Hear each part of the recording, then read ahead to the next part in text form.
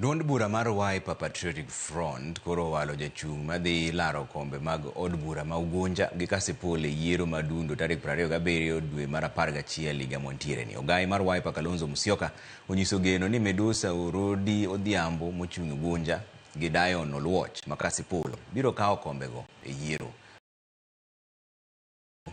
magin godo motelo ne yiero mabiro. Kwa hivyo tukae tu wakakamavu. Ushindi ni wetu, na sio sisi, ushindi ni wa Kenya. Ushindi na watoto wetu Generation Z. Lakini gimaduong' en ni Ugunja constituency kane wachake kwa ng'eyo ni constituency madhi konyo jo Ugunja mondo gimed ngimagi gibed jogo man gi yuto. Mane gima dhi timo Ugunja. To Wiper biro gwach mar ukombozi, biro gwach mar gonyo ji e twech mamharo mar bedo maonge pesa.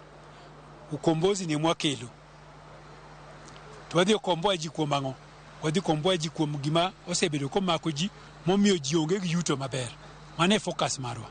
Koro joluo be kawuono ofwenyo ni party achiel inyalo thirwaga ahinya. Mane momiyo wawuok wadhi gi Wiper Kasipul mondo jo Kasipul oyier ni to wayiero chama koso wayiero dhano. Mane momiyo na wuok.